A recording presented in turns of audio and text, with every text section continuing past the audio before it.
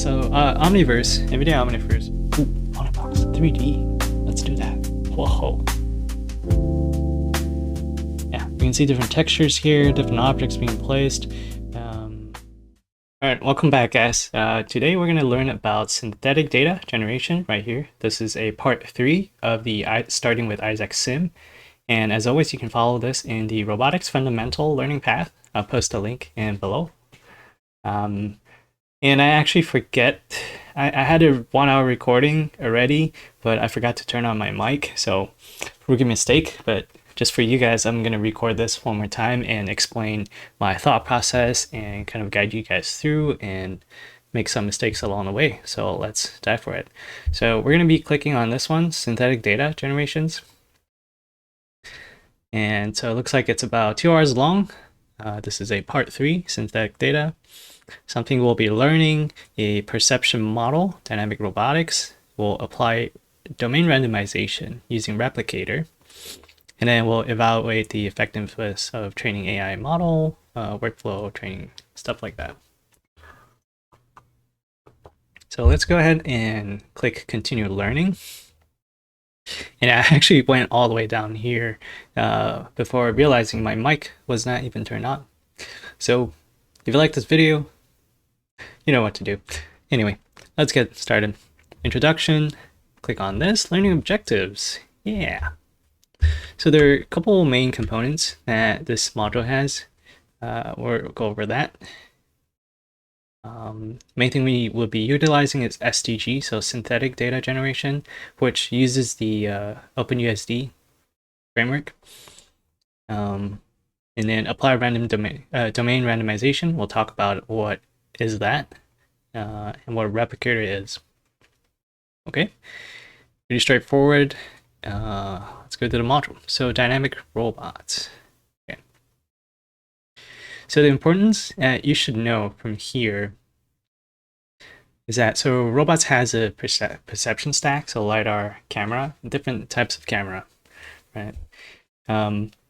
And most of the time, camera is used for dictating what the robot should be doing. You can do that for path planning. You can do that for some manipulation task. And let's read through this really quick. Unlike traditional approach, treat the perceptions as a massive process. Modern advance emphasize the importance of active task direct perceptions. Yeah. Yeah, so besides just looking at stuff, we're trying to understand what the robot's trying to understand what it's looking at.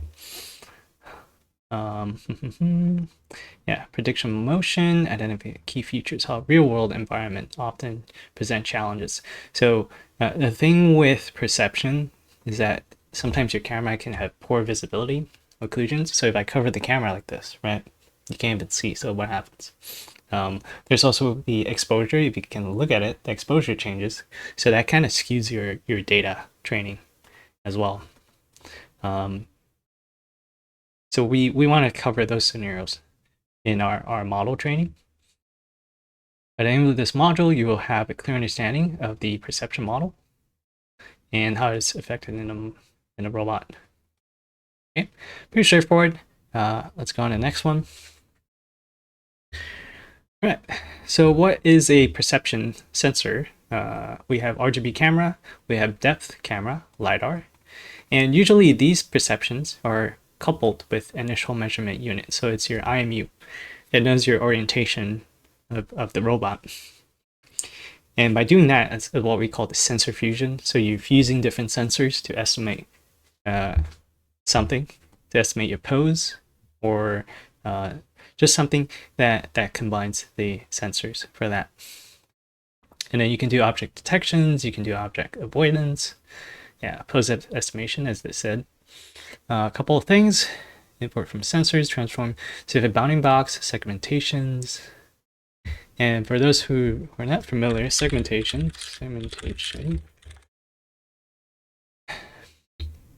So this is what it looks like for image segmentation. So you have humans being segmented as one thing, and then you have cars segmented as different colors, and then the road. It's kind of like when you're doing the paint in Microsoft, you just paint that one thing and just color the whole thing. You know what I'm talking about? Hopefully you understand.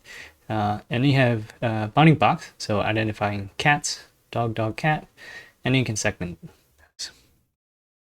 Okay. And let's see, bounding box, depth image. So depth literally implies that it estimates how far each object in the environment is. Yep, so object detection, image segmentation, object pose estimation. So you can actually estimate pose. So you can estimate like my hand's doing this, like that. Let's see, object pose estimation. Right? And then you can, yeah, so you can estimate the orientation of these bounding boxes as well. So, oh, this is a good example. Let me copy that. And I'm taking notes in my Notion as well. Let's see. So that is a pose. Object pose estimation. Yeah, so this is a great example for a pose estimation. Okay. Localization. So you can identify orientations. Yeah, so localization is identifying how your camera is where it's located and how it's orientated. 3D scene construction. Let's see what is it. Yeah, so you can create maps, calculate depth. So these two kind of go hand in hand because you need to know the depth estimation in order to map your environment. Key takeaways: perception, track, common tasks include object detection. Yeah, so we talk about sensor fusion, right?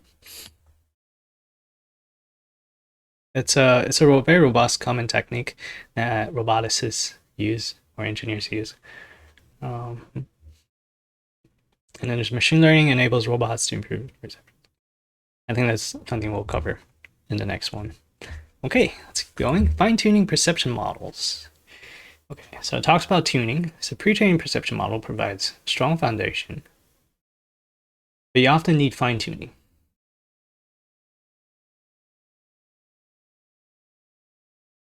So how do we fine-tuning? That's the question. Perform optimally in the target environment by using data that reflects the conditions where the robot will operate. Yeah, so I think this is the key takeaway. Your data needs to reflect the condition where the robot will be operating. And so to fine-tune a model, we need to collect data or generate data. You see where this is going? I think.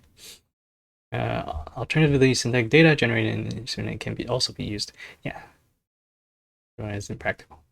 So that's where the challenge is, right? There are some scenarios in the real world where you just can't collect, or it's impractical. Let's say chemical spill or something that's unsafe, right? Explosions, car collisions, denting, damaging stuff of objects. So, and then what you can do is doing a pre-trained model, tailored data set.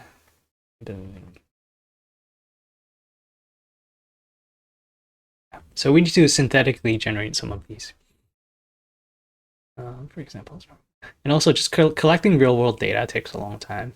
You guys don't know Waymo? Oh, there's some breaking news. So Waymo has the sensors on these. So they actually hire people to put these sensors on. I think that Toyota Prius. They put it on those, and then they hire people to drive around to collect data because they really need data to have a good model training or simulating the real world. And how do we save times? That's where the synthetic data generation comes in. So the SDG, right? Okay, let's go and review some quizzes. I already took those earlier, as I mentioned, but let's go over it one more time. So what is the primary purpose? Perception model in dynamic robotics. Control movement, nope, nothing to do with control. Replace the need for sensors on robots. Nope, that's exactly what we're trying to do. We're not trying to replace the need for sensors, but we need the sensors. Interpret robots and everything. Yeah, so we're trying to understand what's the scene, right, in the environment. To generate synthetic data for training, that's not the primary purpose of perception model. So remember, that's the camera, LiDAR, and all that. We need those. And why do we need those? It's to help robot to understand what it's looking at. Which of the following is an example of tasks performed by a perception model? So what can a camera do, right? That's what they're asking. Path planning for robot movement. You can arguably do this, in my opinion. But this seems more like a correct answer. Object detection and post estimation. That's what they mentioned earlier. Generate annotations for data. This is not the primary purpose. That's for data training, for machine learning. Controlling robot arms directly has nothing to do with that. So let me think about this. Path planning for robot movement. Yeah, it's hard. If you just look at cameras, that's not accurate. You need LiDAR combined. Why is fine-tuning a pre-trained perception model important? Eliminates the need for training data. No, that's what we need. We need training data. It allows models to operate without sensors. Again, we need the sensors. The whole point is translating a virtual simulated environment trained data into a real-world scenario. It adapts the model to specific deployment environment. Yep, that's the purpose. So once we train a model, we want this model to be able to perform in the actual environment that the robot's going to be deployed. It improves the robot's hardware performance. Has nothing to do with that. Okay.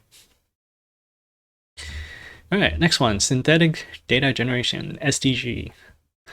In this module, we'll learn about SDG, importance of training AI. We'll learn about the artificial data set that mimics real world. By the end of the module, you understand how to simulate techniques generations. So a couple learning objectives. Yeah, so how does SDG overcome some of the challenges in AI training? Identify key techniques. So what are the techniques? Describe how simulation environments can affect. So it's built on top of OpenUSD. OpenUSD, what is OpenUSD?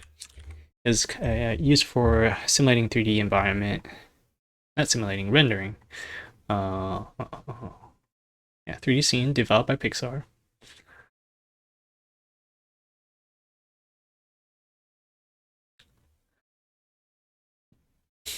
Yeah, so it's a universal description, as it implies. Oh, look at this animation. That's using OpenUSD. Cool stuff. There's actually a full module for OpenUSD. Let's take a quick look. So learn OpenUSD, and there's a lot of modules here, which I'll try to go over in the next few videos. Some of these aren't out yet. We'll see.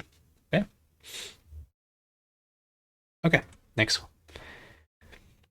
All right. Instructions, SDG. Let's see. Is the text big enough for you guys? Hopefully. Yeah, it should be big enough. So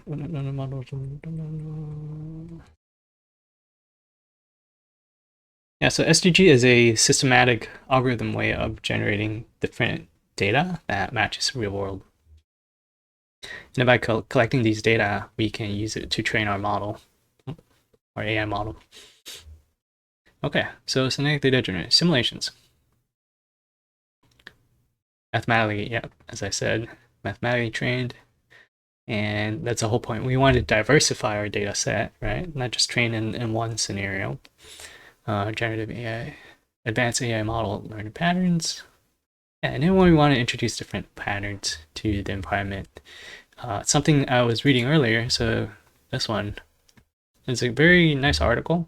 So the challenge for this article, or what it's talking about, is how are they training to see these pallets, right? These are pallets that the forklift would just go in and pick it up. But the problem is these are hard to move around and generate different angles, different lightings. So how do you do that? You use SDG, right? Let's go over it really quick one more time. Yeah, the key component is domain randomization. You want to add enough variability to your scene for your AI model to understand, to see the different scenarios. Okay, so they were just talking about their early development. This is the synthetic rendering that they have. It looks very simple, simplistic. And so look what happens when they apply some rendering, realistic rendering, right? So now it looks a lot like what a camera would see, or what we perceive as a real world. You got reflections, you got different lighting. They even have the what we call the bokeh. It's kind of like a blur in like photography. Plastic, the box looks a little interesting. It's kind of puffy, but overall, with that, it's like arguably I would argue that it looks very realistic for image. And so they trained like 2,000 images synthetic data using some models in there with PyTorch.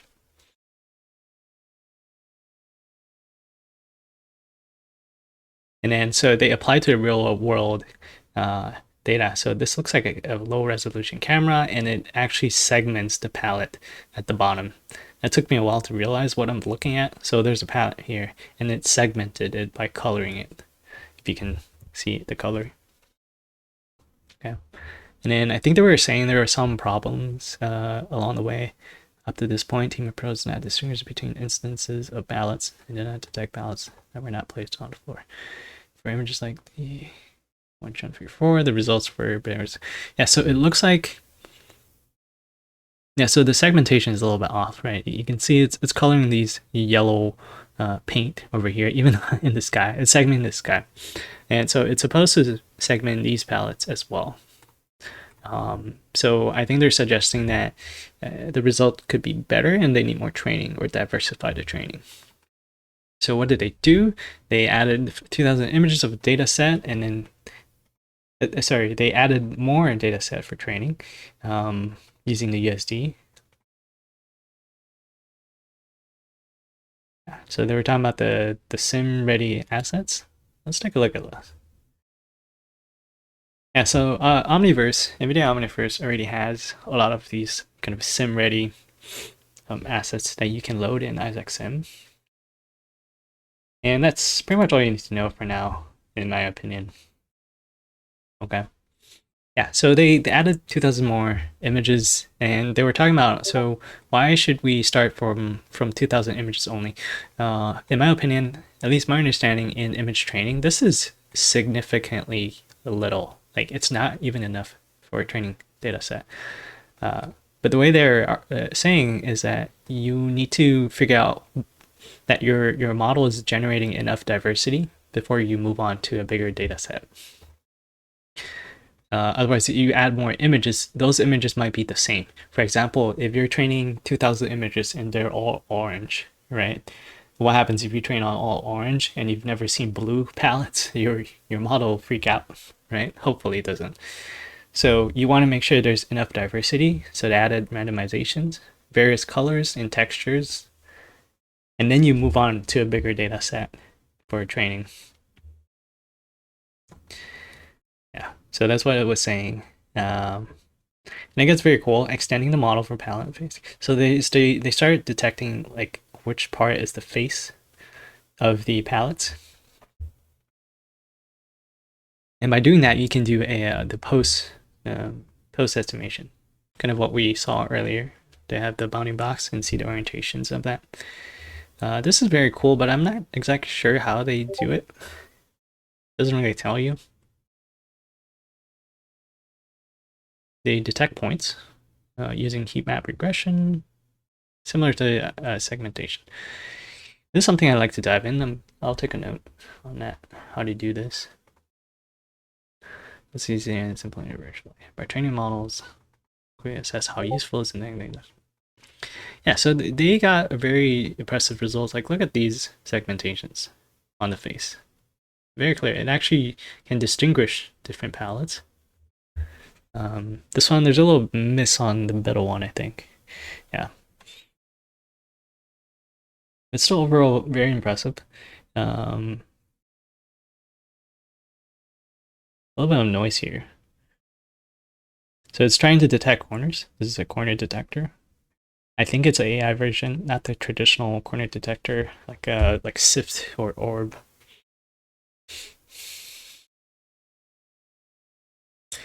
Yeah, so then they were able to estimate using like a bounding box.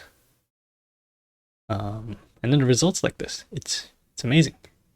there's some skew data here and there, but it's far better than what human can do in time. And so they finally scaled up their image to 25,000 images. That's the image size they trained on. Very impressive, and that's the result. This is amazing. Trained on 24,000, and it segments it correctly. Although I wonder, what if they just like turn off the light or have the light shine on? If their model is robust enough, it should be still tracking that. Okay, and then they go over how do you do that. All right, back to the course. Yeah, creating simulations environment using OpenUSD. We covered that. Solving the problem with slick simulations powerful technique, generating data that reflects. Yeah, so the whole goal is to generate data synthetically that hopefully accurately simulate a real-world environment. Okay, let's review. Another quiz. What is synthetic data generation? The creations are the process of collecting real-world data. Nope. We're trying to generate a synthetic one. Method analyzing has nothing to do with that. Creation of artificial data. Yep, that's the one we're looking for. A tool for deploying AI models in real. This arguably it is, but it's kind of vague. What is one advantage of using simulation for synthetic data generation? It enables creation of a data set. Yeah, so this is true, right? So not often you see cars collide at each other. Or some other unsafe scenarios. It does not eliminate the real-world validation. You still need to validate, right? That's the whole point. We're trying to make it as real as possible. What role does OpenUSD play? So it's a 3D scene management assets framework, so to speak. Right. So then they talk about domain randomization, which we covered in part 1 of the video briefly. And they were just saying, how do you actually create that randomization? And the way to do it is using a replicator. So Isaac Replicator.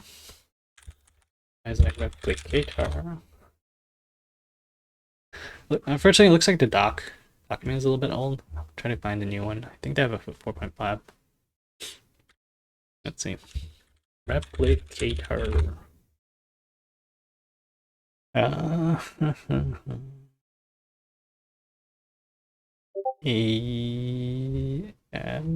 not sure. Doesn't look like there's a dedicated page, unlike this one. As I sim latest. It says the latest. Replicator, Isaac sim, pick up my zero.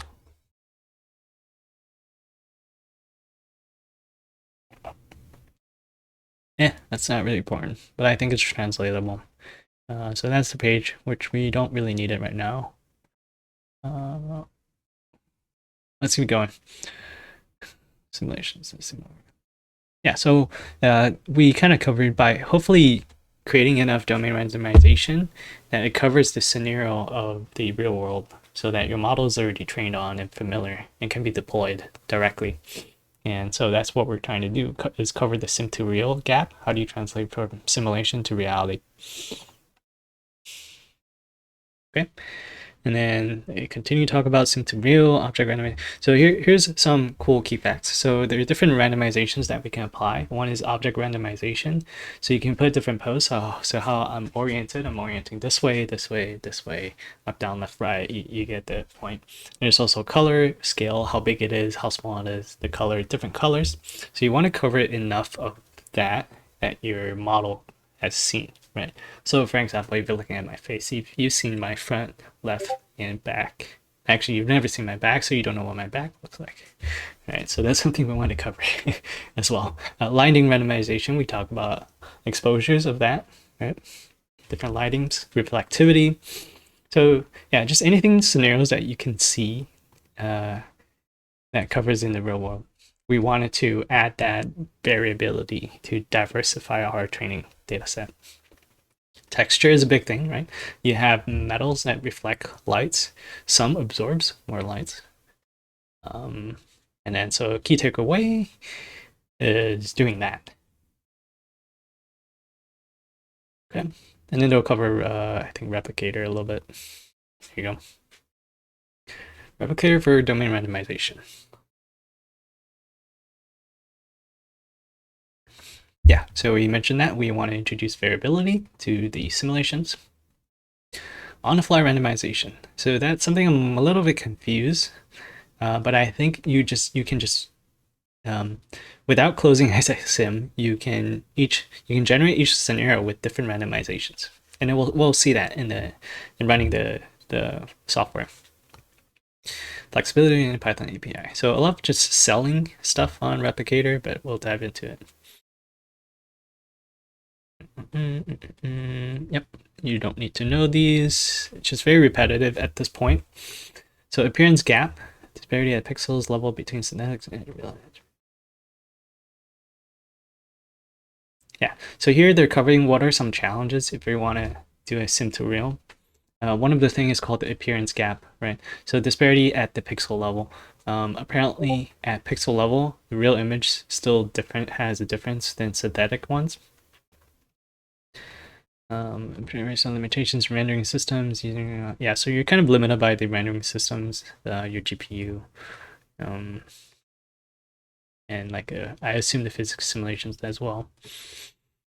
Shadows, reflections, yeah. So even in gaming, right? I think in the gaming industry they're trying to make it as realistic as possible, using like the RTX rendering.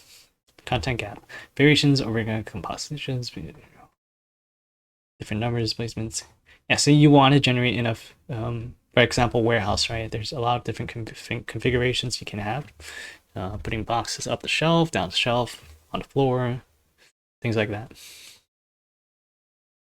So that's what they were talking about. And that's where the domain randomization comes in and tries to tries to bridge that gap.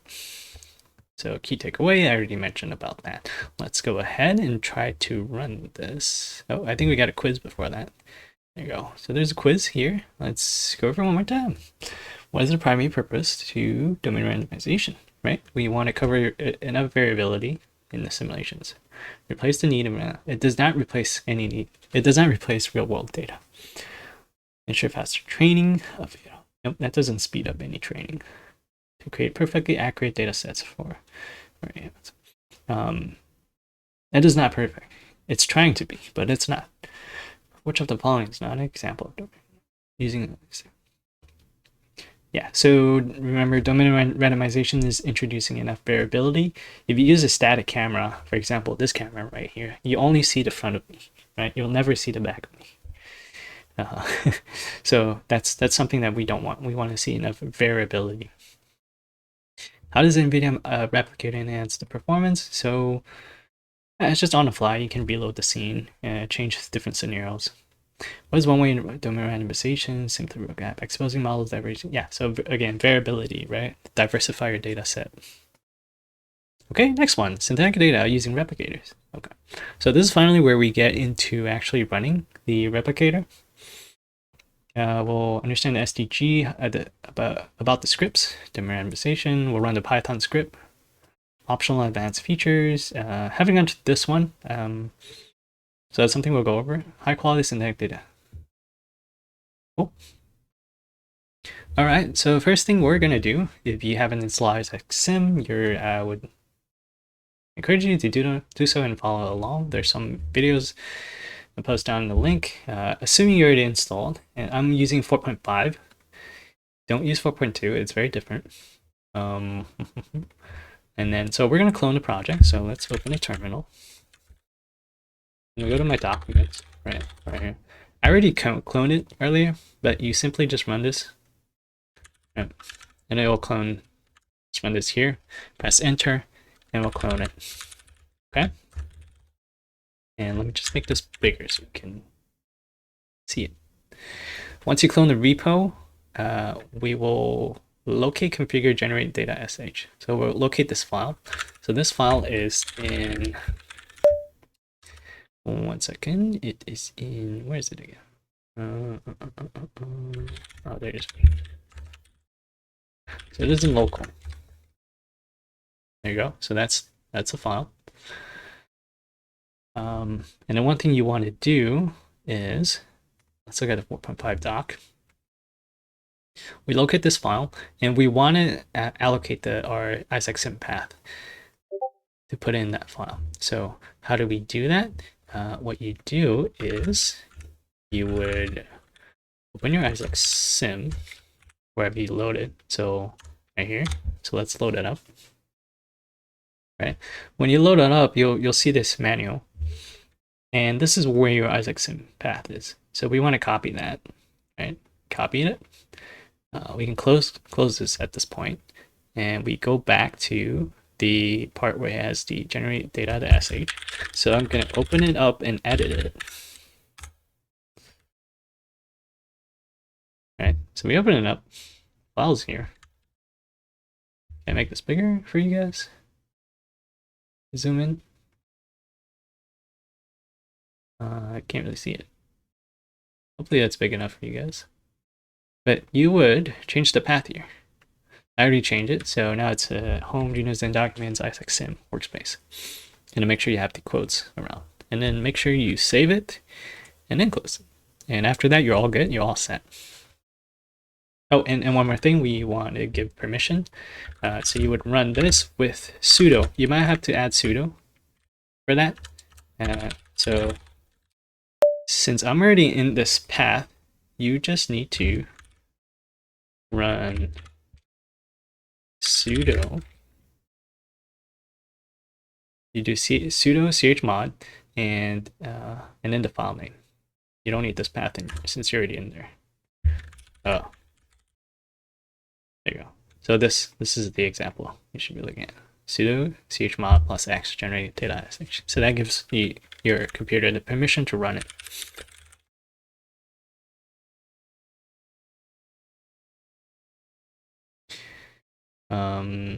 Yeah, so it becomes an executable. That's what I meant. And we're saying what the script is. Okay, so they go over what the script is that the executable is running.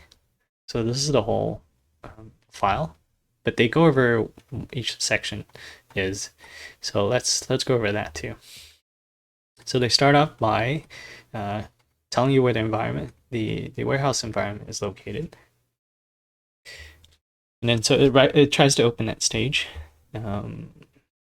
Loads a lot of pallets, Jack. And then they added a camera in there. So by now you already have some assets there. This is from the Sim to Real one, if you remember this one. Yeah. Okay, so now how do you add domain randomization? Simply, they use distribution uniform. So I think NumPy has that feature, but it just uniformly distribute possibilities. Right here, it's going to be looking at this. So you have 0 to 1, and it's trying to uniformly distribute your probability. It makes a nice even distribution, which is makes a nice distribution of probability. I'm not sure why they put these numbers. I think that's where the camera is looking from. I think that's what it is. Yeah, so your camera is looking at the origin. That's my guess. And then they place the palette with random of colors from 0 to 1. And then different poses of the palettes as well. Pretty straightforward.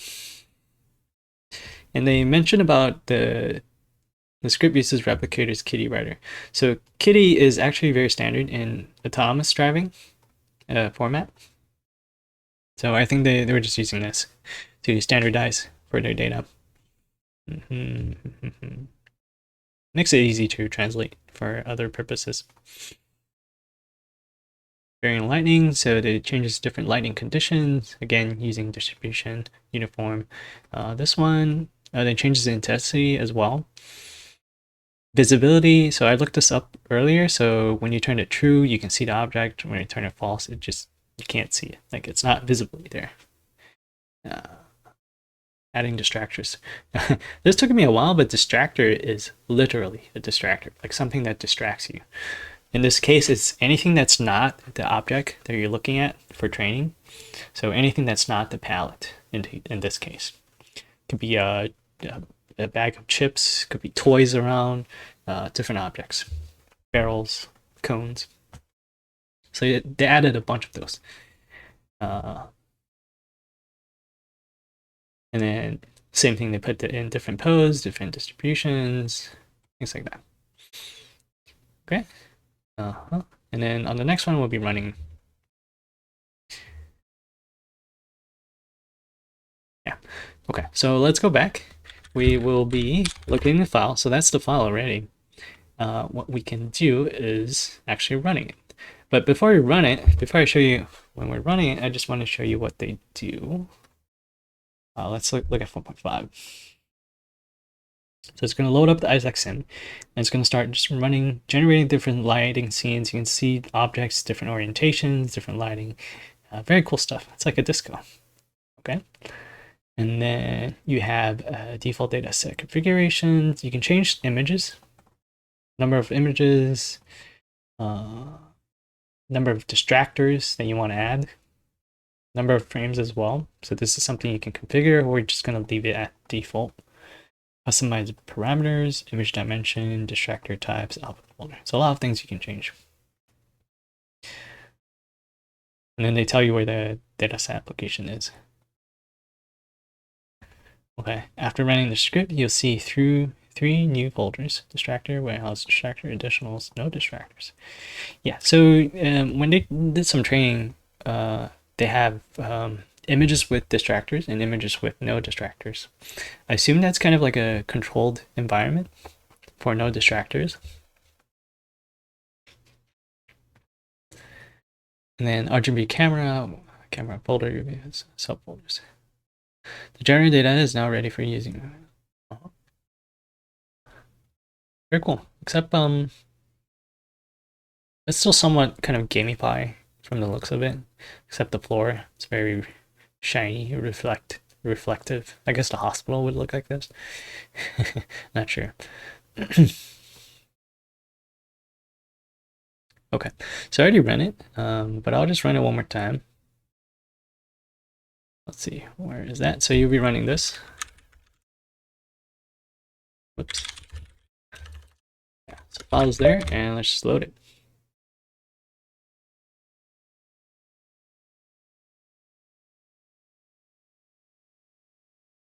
It'll take a while, right here.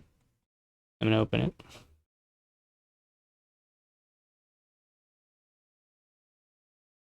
Yeah, so it's loading up the scene. It takes a little bit longer for me to start generating, right? Oh, that goes pretty fast this time for some reason. Maybe bigger for you guys.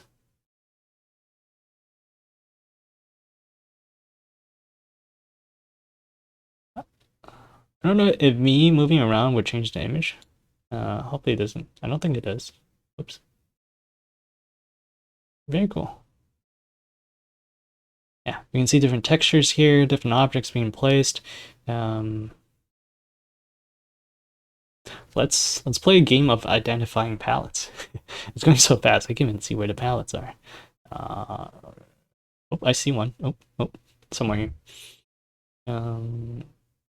Yeah, so they change the scenes a lot, and hopefully by doing this, it diversifies stuff you can see. Okay, I'm gonna close this. And when I was trying to force close, it takes a while. It tries to rerun. Yep. Just do that, gang. Keep doing that. I'll close it. There you go. I have not looked at the data, so let's see. Where did they say it's located? Data generated palettes. Let me open that file. Give me 1 second. Documents, synthetic. Where is it? Palettes, Jack, SDG, palettes. Okay, so that's where it is. There are different things. Cameras. Let's look at the depth one. Kind of curious what they look like. Oh. It's hard to see, but you can kind of see the depth. I'm not sure if you can see it. Yeah, so that's the depth image. Instant segmentation. Whoa. Let's see how it's. I'm not seeing anything.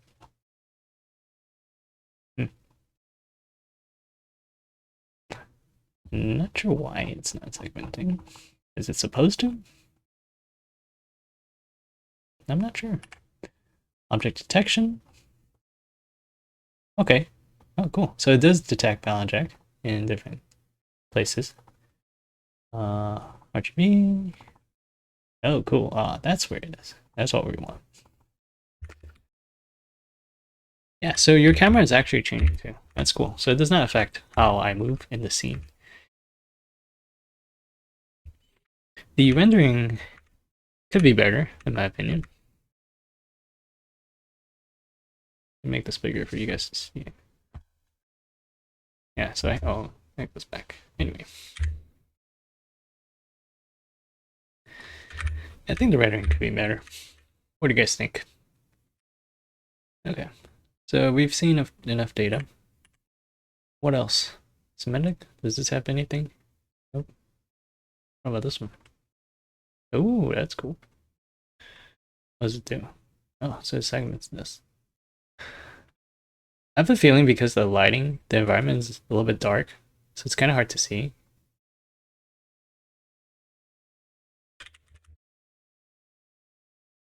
Yeah, so for example, let's look at this one, 114, and then contrast to the RGB 114.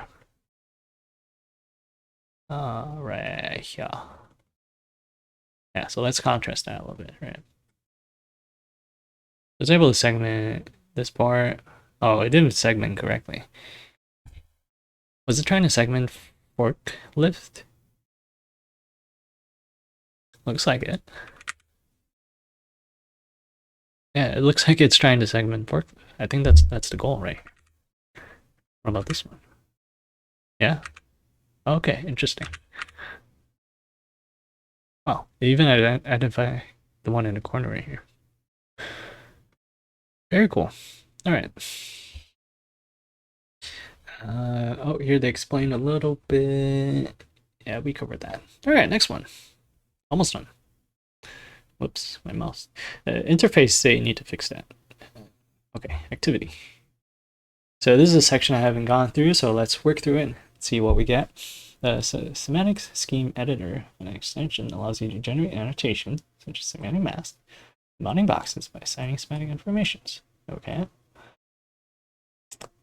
First, let's enable the extension. Okay. So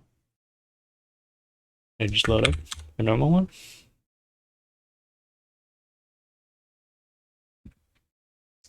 Let's see. So what do we do? Tools, Replicator. Make sure it's enabled with the blue stick. Using a selector, using prim names, generate automations, verify. Okay, so one step at a time. We want to go to Tools, Replicator, Semantic Schema Editor. Okay, so that's already clicked. And then what else? Assign semantic labels. These are two methods to assign using selected objects. Select a group of objects, and for each object, specify the type field. That's class in the data field. Using prim names. Use a heuristic-based approach to assign semantic labels based on object names.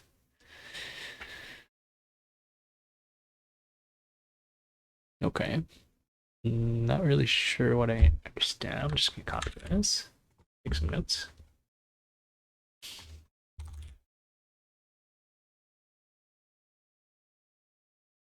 Generate annotations. More information on this process can be found. Let's take a quick look. Oh, there's a 4.51 semantic label. As a sim replicator offers various tools. The semantic schema editor. Okay, it's a GUI based. I did that. Then you should be having a window. Oh, I see. So you should be having a window here. Do I have it? Okay, yeah. So I have it. You should be having something here. Semantic schema editor right here. And then what's next? The synthetic data visualizer. Synthetic data visualizer tool enables sensor output visualization directly in the viewport window. It can be accessed using this icon. Okay. I see. So this is the output you'll be looking at. That's awesome. Cost corresponding requires explained. And then you have the recorder. The synthetic data recorder is a GUI based that allows users to record synthetic data directly from the editor. It's built on top of Llama. And then you have a YAML. What does this YAML do? Allows users to define a randomization, data capture. Yeah. I'm not too sure what this does.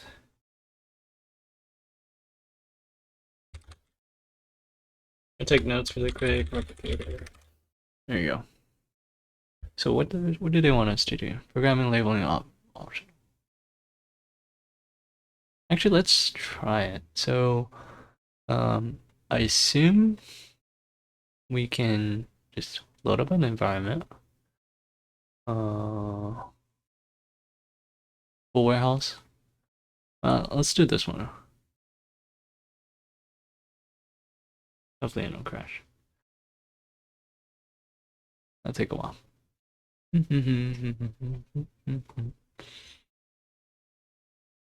Let's keep reading. Filtering semantic optional. Retrieve all objects label as people. This is a little bit confusing. For advanced users, semantic can also be defined programmatically using potential. Oh, I see. So, one second.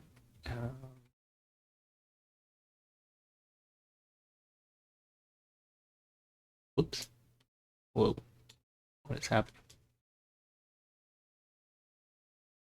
Okay, so how do they pull up the schema?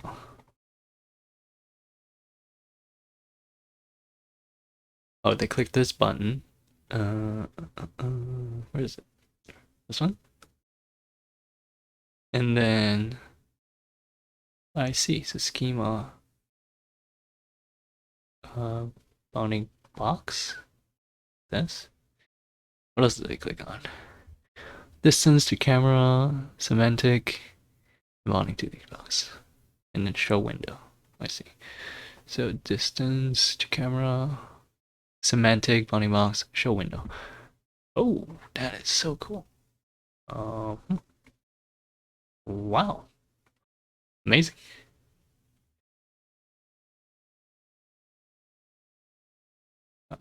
Can I orient this differently? I mean, putting it loaded some. I'll load it here, like that.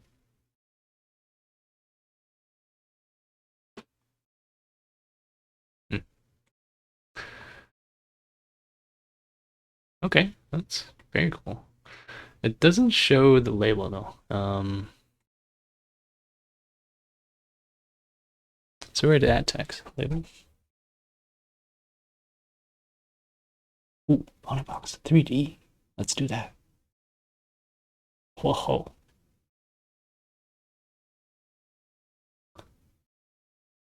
Okay, the 3D one is much cooler than the 2D one. Still trying to learn how to navigate the camera. It's a little bit hard.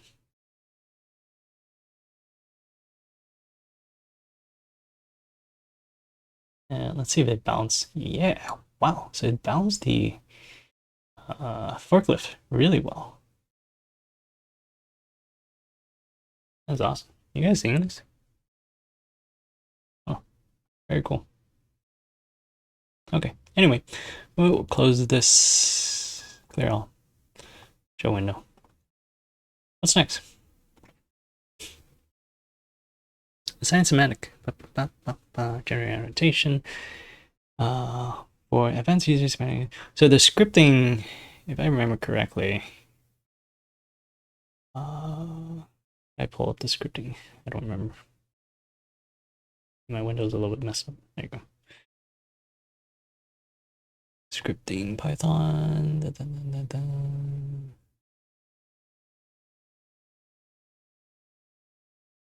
Where is it again? Windows. Graph. Oh, not graph. Examples. Create, edit. I kind of forgot how to do it. Let's see. Python script.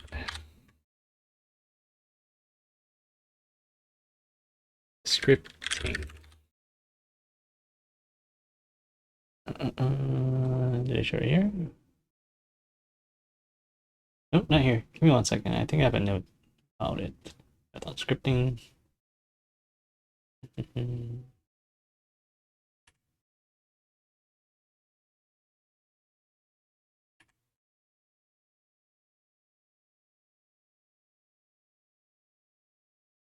Maybe not.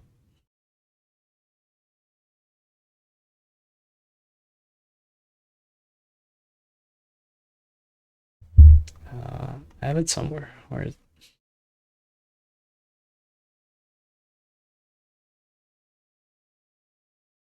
Can I do help?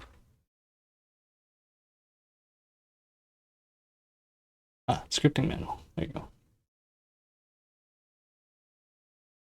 Nope, that doesn't tell me where it is. Where is it?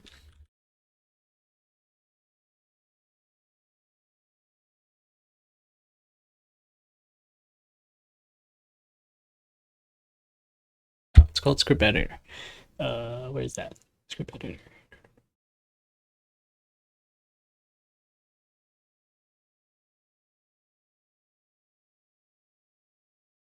Found it. Script editor. There it is. There you go. Ooh. Only take a few seconds, right? Okay, so you pull up the script editor. It is in create. Sorry, not create. It's Windows script editors right here. What did they say again? Let's see. Can run this. Can also be defined using Python script. Class Avocado. Filtering some meta options. So how do I put forklift annotator? Standard annotators.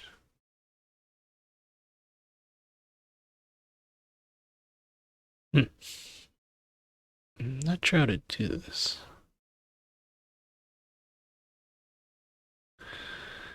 I'm a little stuck here. Class avocado Python scripts. I'm gonna take a screenshot, and if I figure it out, I'll put it in a video.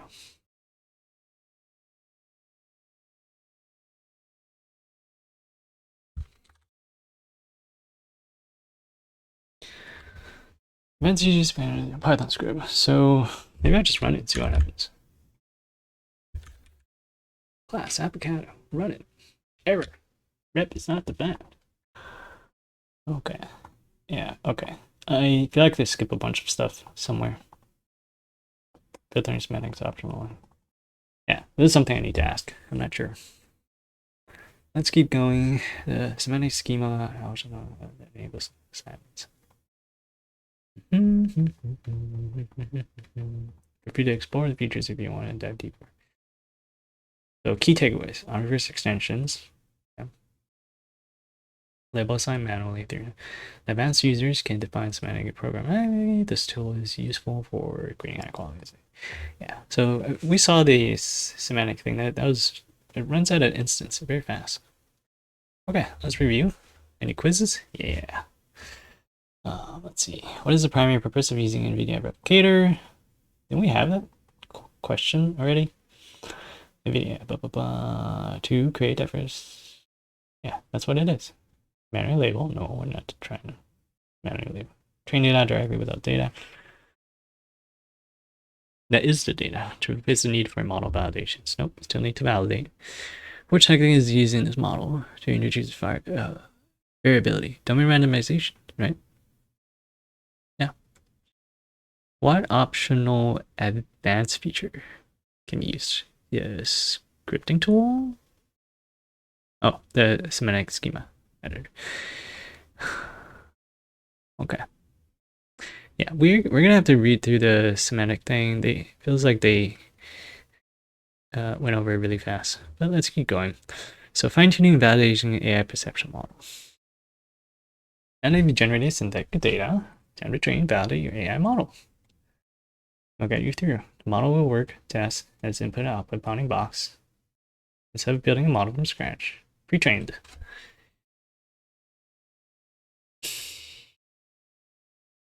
Okay, so we're tuning the model. While leveraging robots. Let me read this one more time.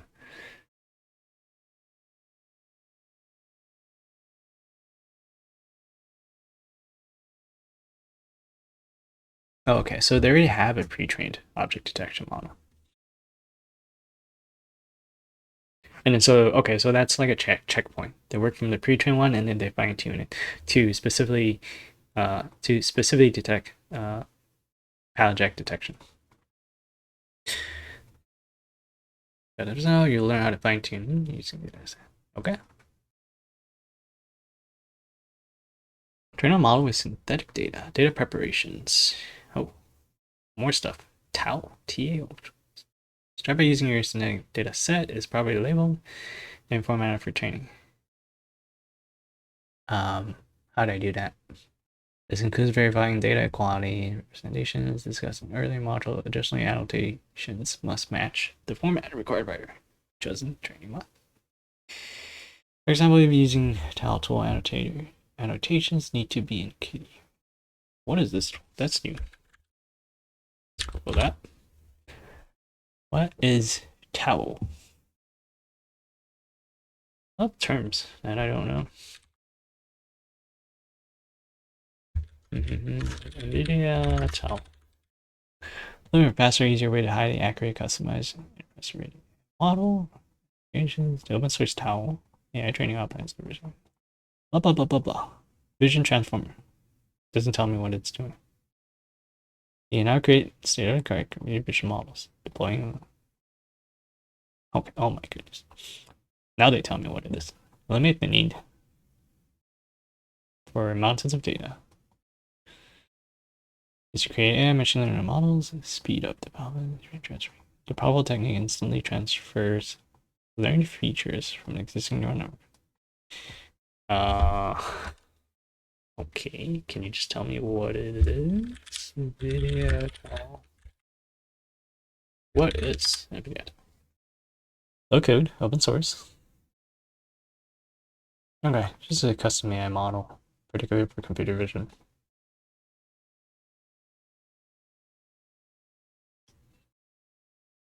It's a toolkit.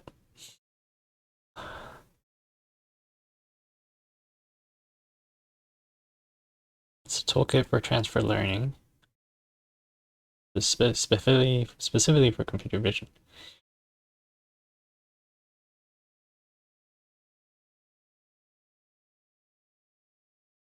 Yeah, okay. So it's just a toolkit, from my understanding. Do we need this?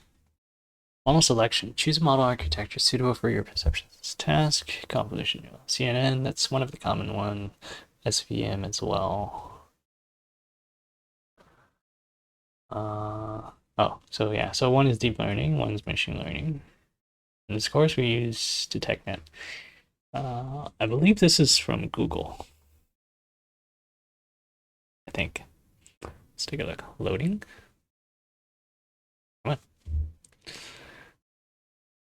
on. Okay, so it's the Nvidia one, not Google. Sorry. So we can use Tall to run this model.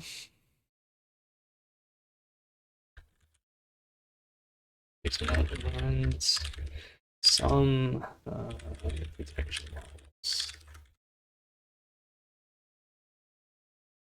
And in case I have not mentioned, I'm taking notes in my Notion for the questions I have. Okay, bunch of stuff here that I don't want to understand right now. And then you have resonance, specific design, training, train to fine tune. This involves feeding data.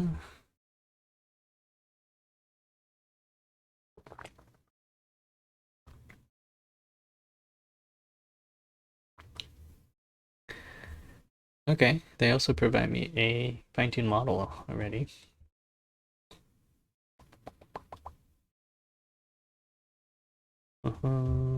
This looks like a lot of work. Okay, optional. Train your own model. Let's just go through see what it takes. Clone a repo. Navigate the tool train app. Set up your tile toolkit via Docker container. Do I have Docker? Yeah, I have Docker. Download a pre-trained object. Action model. Convert your dataset into TF records. Format optimized for faster. So the problem is I kind of stopped halfway when running the data. Hopefully that's fine. Specify training parameters such as batch size and rate. Evaluate its performance on tasks.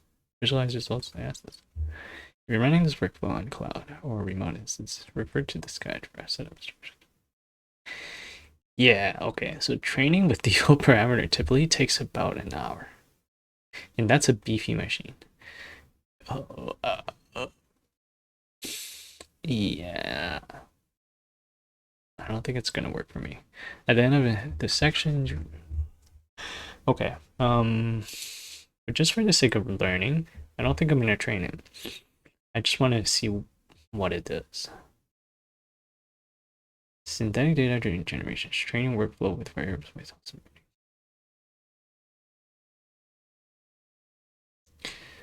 We should probably figure out a way to run it in the cloud using a GPU.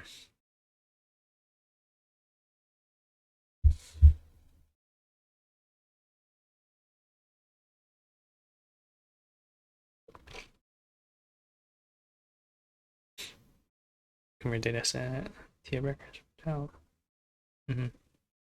Provide training specific. Run child training. Training model. Okay, this looks like another video of its own.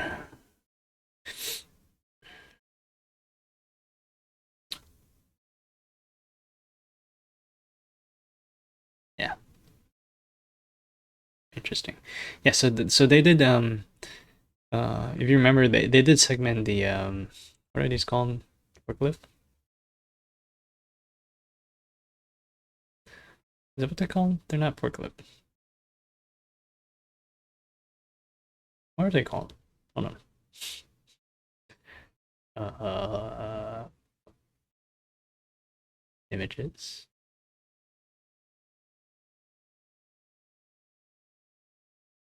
Pallet jacks. That's what they call it. Pallet jacks. Sorry, that took a while. Yeah, so they did detect it, and it segments it. If you remember the images that we were looking at earlier. Yeah, so my question is why not just run YOLO then, right?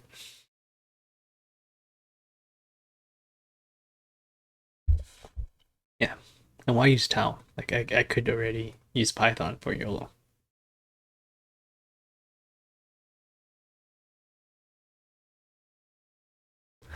Anyway, well, I'll take a note of this. Not sure if we're gonna dive into it.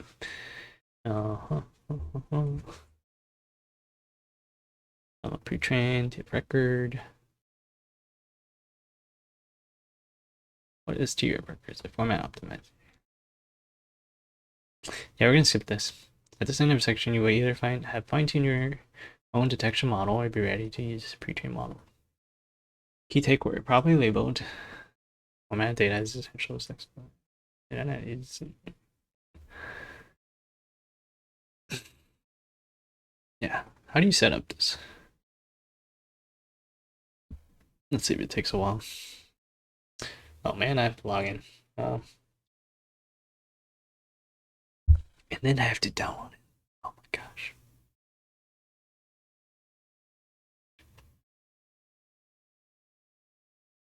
I'm not sure if this is worth the time.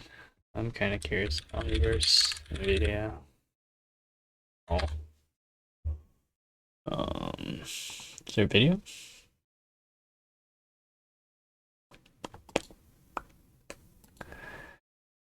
Save AI training cost. Using it. Just getting started. Yeah, so these videos are old. 2023. I don't know if anyone's still using it.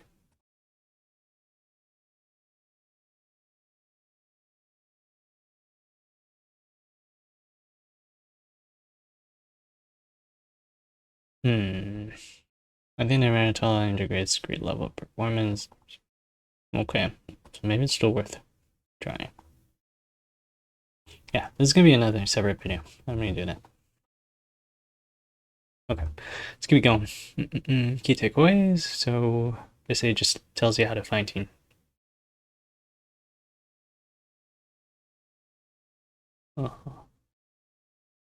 Learning color image. Oh wait, did we look at this one? Sample generate image. I'm curious, how do they tell online on local dataset images? Okay, so these are dataset images. That's crazy. Even the blurred, they segment. Deploy engines. Oh, whoa. It runs on Jetson. Okay. Yeah, so I think this would be very useful, actually. Let me put this on to do explore out. And then I think let's look at this closely one more time. I just want to see how did they tune it. Provide training specification. Run to evaluate training model.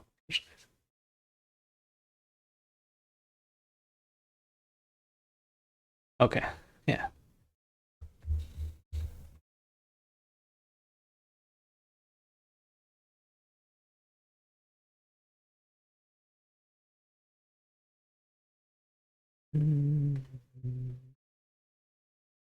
Cool. Convert data set, pre-trained model. So the steps are download pre-trained, convert data sets to this format because Tao takes it, provide training specification, run Tao training, evaluate training model. Where does the tuning happen? Does it say? Hyperparameters. I think this will, yeah. Just batch size. Okay. Provide training specification. Post processing. I think that's where the magic happens for training models to detect possibilities can be used. Yeah, so the hyperparameters. What else? Number of GPUs, apply training models. Yeah. I mean, the name of the game is just to get it accurately. And then you do a validation. Okay, that's good enough for me. Activity, validate, and testing model. Validating, testing your model. In the local, use step 6 to evaluate your model, and validation says the evaluations will output metrics such as visualize model performance, otherwise test the model on real world data.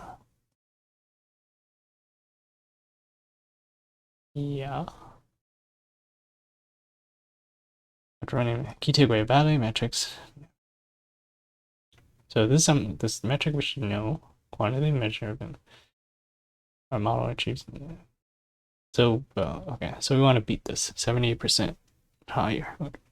Visualizing results on a simulated tested image helps assess how well.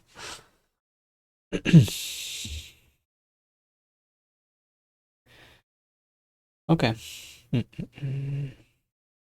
Let's see. How long are we in the recording? It's about 1 hour. I think that's long enough. Debugging. Debugging improvement model performance. Increase data set. Okay, at least we should know this part. Increase data size. Yeah, usually if you have more data set, your model is going to be better. Enhance domain organization. Yeah, again, introduce variability. Expand model architecture. If the current model, this is something I'm not really expert in. Incorporate real world images. Oh, interesting. So you mix of data of real world image and fake ones. That kind of defeats the purpose, isn't it? Like we're trying to do it synthetically, generating, and by collecting that. Right? I thought we're bragging about synthetic generated would be good. Or close enough. That's translatable. Iterative process, continuous iterating. Debugging involves okay, and then how to deploy. Yeah, so this is something I'm interested. In this section, we'll discuss how to deploy your trained AI perception model and deploy a platform. Yeah, okay, so that's nice. If we have the tile toolkit, we can deploy it on a Jetson device. So I have a Jetson. We'll try to do that. If it has like ROS, offers GPX or ROS. Yeah, I will have to set it up too. DeepStream SDK. What is this? Enables real-time video analytics and multiple answers. Ooh. Interesting. But it's an SDK. Is it open source?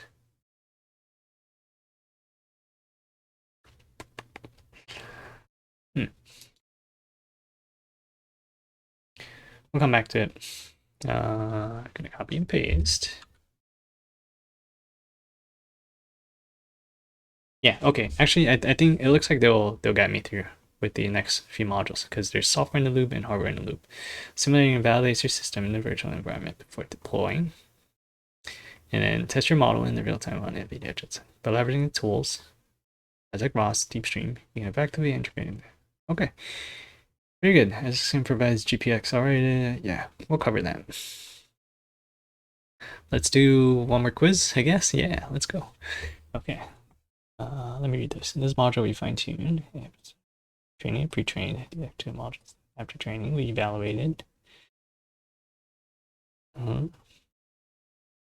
And just for reviewing sake, does higher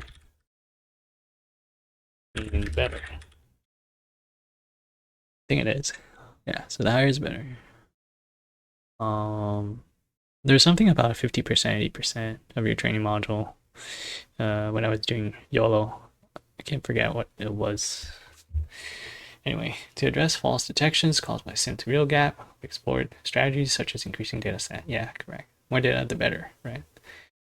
Or more good data, the better. We discussed deployment options. This is something we'll cover. By the end of the module, you gain hands-on experience. What is the purpose of fine-tuning and pre-trained model? So we don't have to do it from scratch, right? Improve the hardware. No. Replace the need for snagging. Nope. To adapt the model to a specific task. Yeah. So that's what we do. I assume, I guess it becomes from more general model and then become more specific. That's what we need. Which metric is commonly used to evaluate the performance? MAP. What is one way? I guess how is MAP done?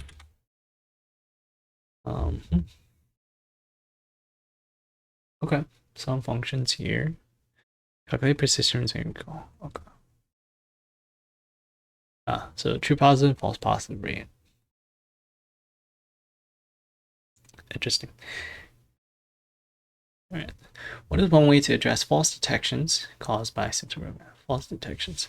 I think was it using the real world? I don't remember. Increase data set, enhance domain. Wait. Oh, isn't that?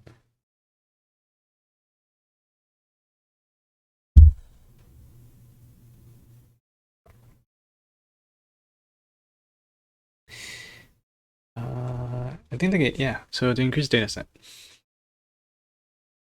This one, right? Is only real one. Yeah, we can't just use only real ones, right? Reduce variability. We want to improve variability. Avoid testing in real. We want to test on real world image. Okay. Yep, got that right. All right. And that's it. Okay, that's probably, I will end it here. Yeah, the next one we'll go over, let me explore the towel thing, see how hard it is to go through. If you have some experience, let me know. Otherwise, I'll be doing, let's see, what's the next one?